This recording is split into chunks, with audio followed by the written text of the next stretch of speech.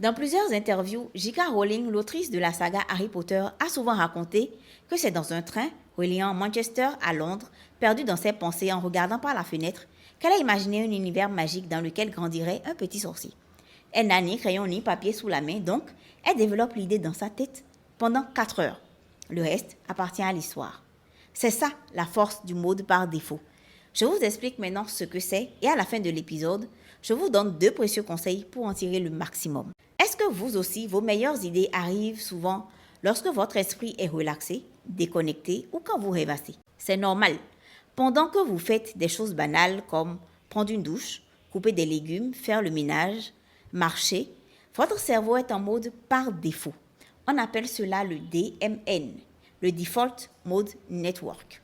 C'est un réseau de neurones interconnectés qui présente des niveaux d'activité élevés lorsque nous ne sommes engagés dans aucun exercice mental en particulier, quand nous ne faisons rien en somme. On l'appelle mode par défaut parce que c'est le mode dans lequel notre cerveau fonctionne lorsque nous sommes en pilote automatique, c'est-à-dire lorsque nous effectuons des tâches routinières ou que nous sommes distraits par des pensées qui n'ont aucun rapport avec ce que nous sommes en train de faire. Il a été découvert en 2001 par un neuroscientifique, Marcus Raichle, et il est devenu depuis un sujet de recherche important dans le domaine de la neuroscience. Quand il est activé, nous pouvons alors rêvasser, remémorer des souvenirs.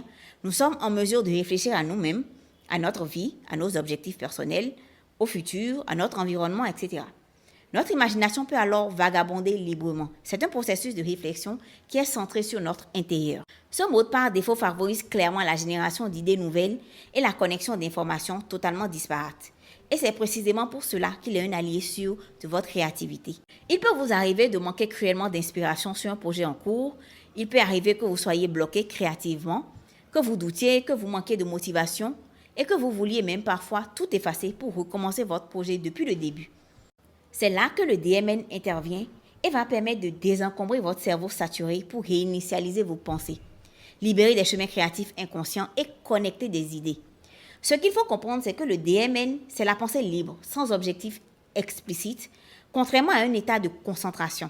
Et c'est là sa force. C'est associé à un état de repos mental, de détente, où l'esprit peut vagabonder sans contrainte ni but spécifique. Donc, dans cet état, notre esprit se libère des contraintes, fait des associations aléatoires et connecte des idées nouvelles et innovantes par des chemins qu'il n'aurait habituellement pas pris consciemment. Blocage créatif sur des projets en cours, zéro idée, aucune inspiration, de la frustration, des doutes, du stress. Vous avez beau essayer de vous concentrer, d'avancer, impossible. Aussi contre-intuitif que cela puisse paraître, le meilleur moyen de vaincre cet état de blocage est tout simplement d'abandonner, ou techniquement je dirais, de vous abandonner à autre chose. Voici 5 exemples d'activités qui vous permettront d'activer votre DMN, libérer votre créativité sur commande et désencombrer votre cerveau régulièrement. Dites-moi dans les commentaires quelle technique vous avez déjà essayé et comment ça a fonctionné pour vous. Première astuce, marcher. Laissez votre esprit vagabonder et pensez à des choses agréables. Privilégiez les environnements naturels. Je sais qu'en pleine ville, c'est difficile d'avoir accès à de la verdure, mais si pas loin de chez vous, vous avez la chance d'avoir un petit parc, foncez. Marchez minimum 20-30 minutes pour vous aérer la tête.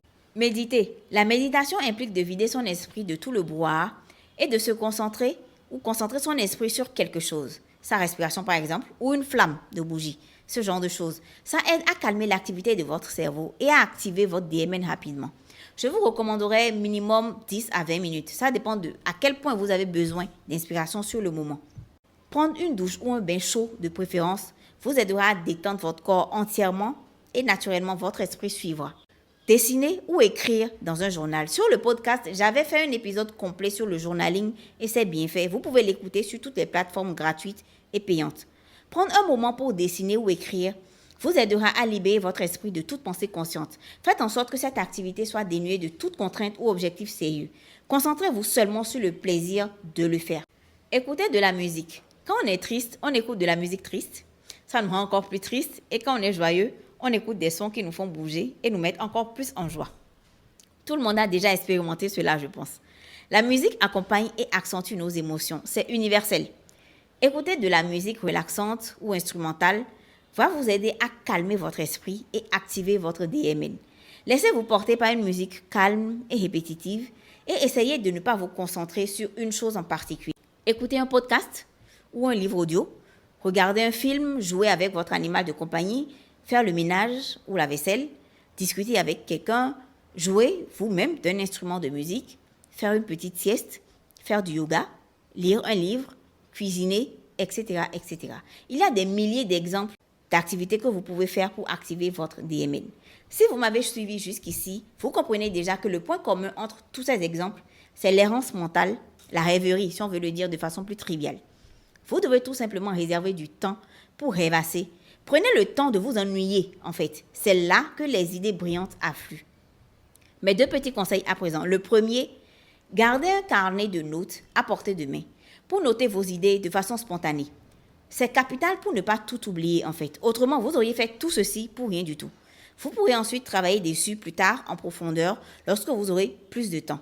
L'idée géniale qui vous rendra peut-être millionnaire serait perdue sinon. Après tout, on ne sait jamais qui parmi nous sera la prochaine J.K. Rowling. Deuxième conseil, équilibrez le mode par défaut et le mode concentration pour maximiser la créativité. Trop de mode par défaut peut entraîner une perte de temps, tandis que trop de concentration peut provoquer un épuisement mental. Si vous vous mettez à rêvasser 20 heures par jour au lieu de travailler sur vos projets, ils ne verront jamais le jour. Vous ne vous en sortirez pas. Définissez des plages horaires spécifiques pour la réflexion créative. Votre temps d'errance mentale doit être défini et consacré entièrement à l'errance mentale.